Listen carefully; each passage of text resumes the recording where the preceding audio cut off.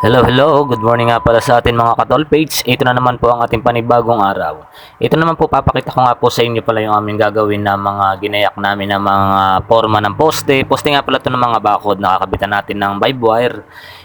Kaya iginayak namin to kasi para makatigas yung makatigas yung mga poste natin para mga ikatlong araw pwede na natin tong ikabit.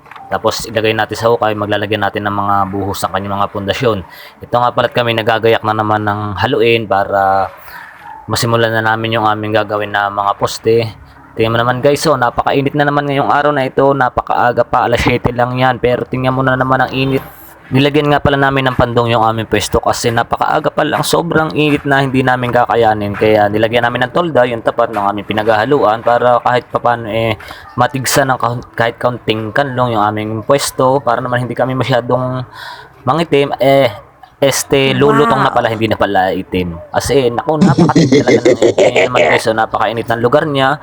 Habol nga namin kung saan yung kanlong, doon kami pumipesto para hindi naman kami masyadong matapatan ng araw. Kasi napakainit talaga, napakasakit sa balat. Ito, tingnan nyo guys, talagang tsaga-tsaga lang kahit nasa initan tayo, tsaga-tsaga lang at siguradong kakanlong din naman yan kahit maghapon. Ito kasi pwestong ito, mainit siya pag umaga. Pero pagdating na yan ng mga hapon, mga alauna ng hapon, maganda na yung pwesto niya, kanlong na kaya sinagan namin lagyan ng halo ngayong umaga to. Kasi para mamaya lilipat na naman kami sa ibang pwesto. Siyempre, hanap-hanap din ng kanlong pag may time kasi napakahirap naman na magbabad ka sa init. Tapos, pawisan-pawisan ka, matutuyan kami ng pawis, kasama na sa laban yon. Kaya pag minsan, nakakailang palit nga kami ng damit Kasi halos mapigang-papiga ang aming mga damit niya sa sobrang init. Sa mga pawis namin, tumatagaktak. Buti pa nga yung mga singit namin, namamawis, bumubukal. Pero yung banoon na, ating-kati, napakahirap talaga na tubig. Kahit nga dito sa Sumara, Ito nga pala guys, yung kasama ko dito na kasamay ko sa araw-araw na trabaho. Ito nga pala si Samang Rigor, Gomer pala. Ito yung napakasipag magpala. Ewan ko nga kung nasa si Manny, nawawala na naman kasi. Ando kasi siya kanina nakapisa sa mainitan, ewan ko lang biglang nawala. Siguro uminom siya ng tubig.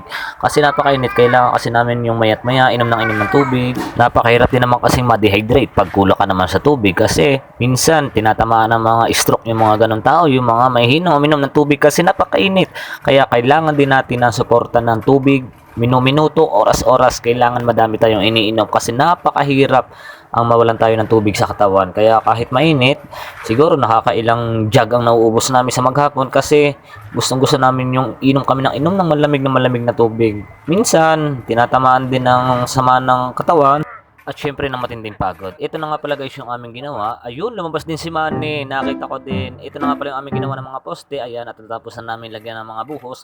Antayin na lang namin yan tumigas. Siguro abutin ng mga after 3 days yan. Pwede na namin gamitin yan. Pwede na namin yung ilagay dun sa mga hukay namin mga ginawa para malagyan na ng pundasyon. Tapos, at yung mga guys, hanggang sa muli. Bye-bye!